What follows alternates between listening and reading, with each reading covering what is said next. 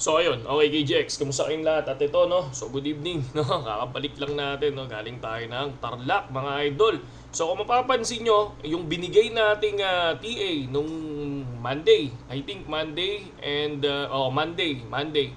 So eto yon no. So ngayon, syempre sa 4 hours time frame, tagal natin din nag-update, tagal nating wala dito sa ating PC mga idol no.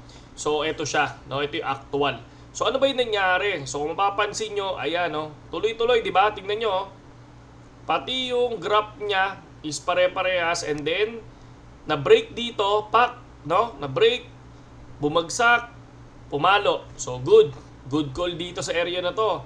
And then umakyat, boom, pumasok dito and then lumipad, no? So, paglipad niya, okay naman, and then biglang bumagsak na. So far, ito yung graph, no? So, ano yung next resistance natin and support dito?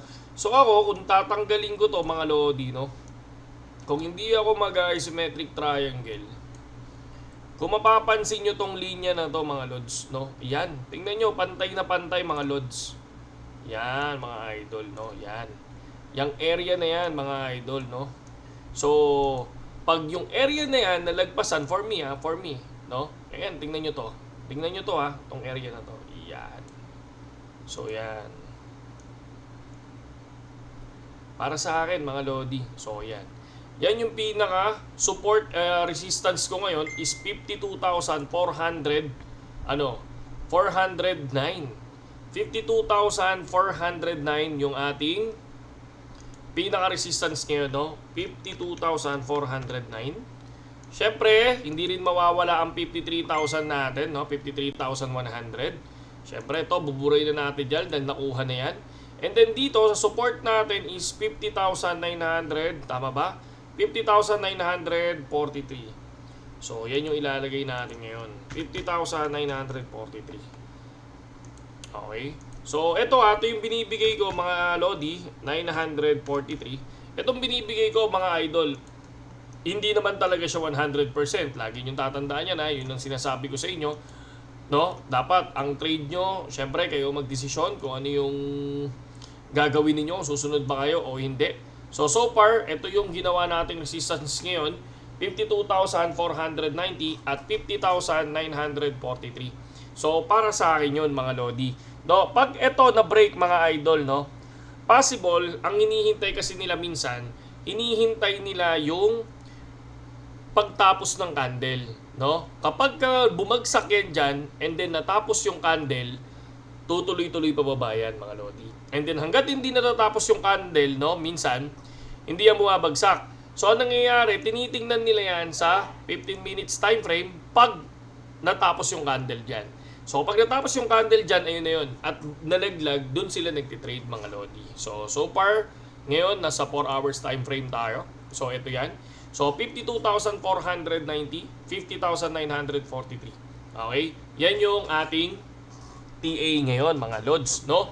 So, marami din nagtakatanong, ang nagsasabi sa akin, KGX, pwede ka ba mag-long na kagad? Ako, for me, nasa inyo yan, no? So, ako, ang ginagawa ko kasi is hindi ako nag-a-advance position. Hindi, kasi karaniwan, dyan nasusunog mga lods, no? Dyan nasusunog. And then, kapag nasunog kayo, wala na. No? Sayang yung asset, sayang yung kinita nyo, sayang yung pinagpaguran nyo, mga lodi, no? So, ako dyan, lagi kong sinusunod yung sarili kong TA, mga lods. Okay? So far, ito, meron ako 70 USDT. Bakit 70 USDT lang yan, KGX, mga idol, no? So, ang ginagawa ko kasi, once na profit ako, nagwi-withdraw ako, mga lods. Ayan, katulad ngayon, kung titingnan nyo, 70, hindi ako yung all-in boy, no? Hindi ako yung katulad ng iba na grabe sa all-in, mga lodi. Ito yun. Ito yung ating inano ngayon, no? Binili ngayon, mga lodi. So, 445 XRP. So, ito yung profit natin, 445 XRP. Ayan siya. So, 2 days yan, mga lodi. So, ayan. Feb 22, 2024. So, Feb 22, 2024. So, ayan. Yan yung ginagawa ko. And then, 70 USDT ulit. Pag natalo, di mag-ano ulit tayo. Mag-deposit ulit ako. Pero, hindi agad ako all-in dyan. Kunyari, 30 USDT. Pak, lalapag ko. And then, ayun. So, yun yung ginagawa nating trading, mga lodi. Okay? So sa mga gustong sumabay sa atin sa trading, mga idol, nandiyan lang sa link natin yung description natin. Ay, nandiyan sa link natin yung ating link, no? Nandiyan sa description yung link natin, mga lodi. Yun yung gamitin nyo, mga idol. At kung gusto nyo panoorin yung copy trading tutorial natin, nandiyan din, mga idol. Ito yun, mga lods, no? Solid dyan yung copy trading tutorial na to, mga idol, no? So, kung ikaw ay marunong kang tumingin ng Forex Factory, okay tong copy trading. Pero pag hindi ka marunong tumingin doon at iaasa mo lang talaga, no?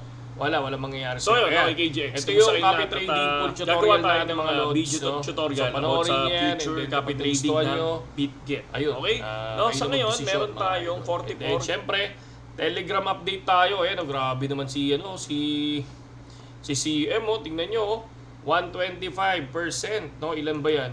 Ayan, 54%, 108%, 51%. So makikita niyan dito sa exit price, kung paiba-iba yan, magkakaibang trade yan. Grabe, no? Tataas, grabe. Tapos dito sa ilalim, good din, 81% si King. Okay, oh. 19%, sino to? Bakit sa copy trading hindi nagbabago ang leverage? Nagbabago yan.